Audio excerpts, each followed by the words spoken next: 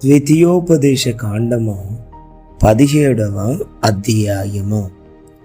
నీవు కలంకమైనను మరి ఏ అవలక్షణమైనను గల ఎద్దునే గాని గొర్రె మేకలనే గాని నీ దేవుడైన యెహోవాకు బలిగా అర్పింపకూడదు. అది నీ దేవుడైన యెహోవాకు హేయము.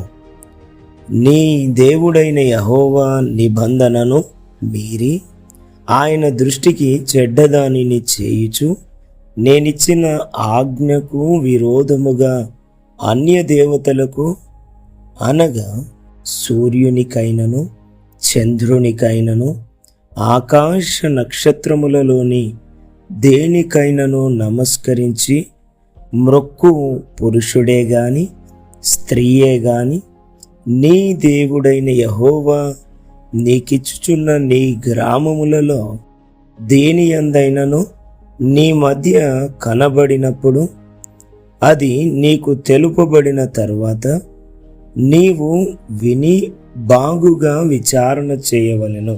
అది నిజమైన ఎడల అనగా అట్టి హేయ క్రియ ఇశ్రాయేలీలలో జరిగియుండుట వాస్తవమైన ఎడల ఆ చెడ్డ కార్యము చేసిన పురుషునే గాని స్త్రీని గాని నీ గ్రామముల వెలుపలికి తీసుకొని పోయి రాళ్లతో చావగొట్టవలెను. 2-3 సాక్షుల మాట మీదనే చావదగిన వానికి మరణశిక్ష విధింపవలెను. ఒక్క సాక్షి మాట మీద వానికి విధింపకూడదు. వాని చంపుటకు మొదట సాక్షులను తరువాత జనులందరూ వాని మీద చేతులు వేయవలెను. అట్లు నీ మధ్య నుండి ఆ చెడుతనమును పరిహరింపవలెను. హత్యకు హత్యకు, వ్యాజ్యమునకు వ్యాజ్యమునకు, దెబ్బకు దెబ్బకు నీ గ్రామములలో వివాదములు పుట్టగా వీటి భేదము కనుగొనుటకు నీకు సాధ్యము కాని ఎడల నీవు లేచి నీ దేవుడైన యెహోవా ఏర్పరచుకొను స్థలమునకు వెళ్ళి యాజకులైన లేవీయులను ఆ దినములలో నుండి న్యాయాధిపతిని విచారింపవలెను. వారు దానికి తగిన తీర్పు నీకు తెలియజెప్పుదురు. యెహోవా ఏర్పరచుకొను స్థలమున వారు నీకు తెలుపు తీర్పు చొప్పున నీవు జరిగించి వారు నీకు తేటపరచు అన్నిటి చొప్పున తీర్పు తీర్చుటకు జాగ్రత్త పడవలెను. వారు నీకు తేటపరచు భావము చొప్పునను వారు నీతో చెప్పు తీర్పు చొప్పునను నీవు తీర్చవలెను. వారు నీకు తెలుపు మాట నుండి కుడికి గాని ఎడమకు గాని నీవు తిరగకూడదు. మరియు నెవడైనను మోర్కించి అక్కడ నీ దేవుడైన యెహోవాకు పరిచర్య చేయుటకు నిలుచు యాజకుని మాటనే గాని ఆ న్యాయాధిపతి మాటనే గాని విననొల్లని ఎడల వాడు చావవలెను.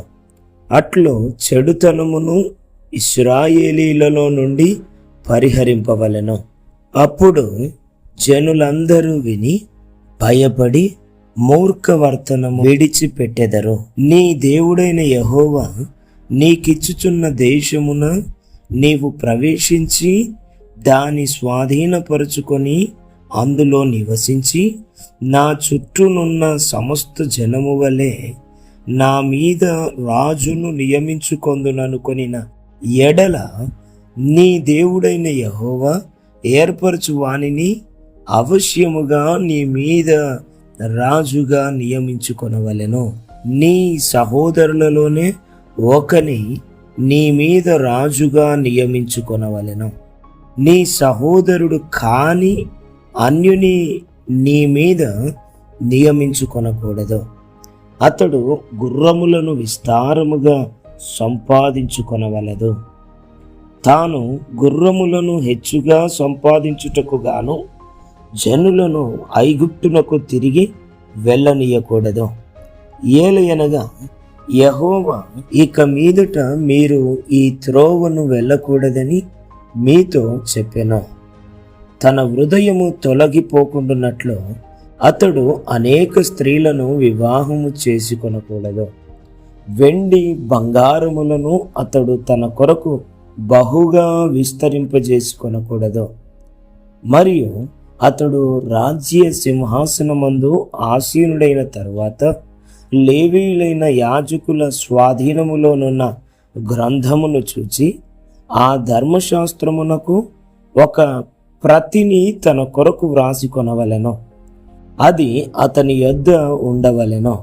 తన రాజ్యమందు తానును తన కుమారులను ఇశ్రాయేలు మధ్యను దీర్ఘాయుష్మంతులగుటకై తాను తన సహోదరుల మీద గర్వించి ఈ ధర్మమును విడిచిపెట్టి కుడికి గాని ఎడమకు గాని తాను తొలగక ఉండినట్లు తన దేవుడైన యెహోవాకు భయపడి ఈ ధర్మశాస్త్ర వాక్యములన్నిటినీ ఈ కట్టడలను అనుసరించి నడువ నేర్చుకొనుటకు అతడు తాను బ్రతుకు దినములన్నిటను ఆ గ్రంథమును చదువుచుండవలెను.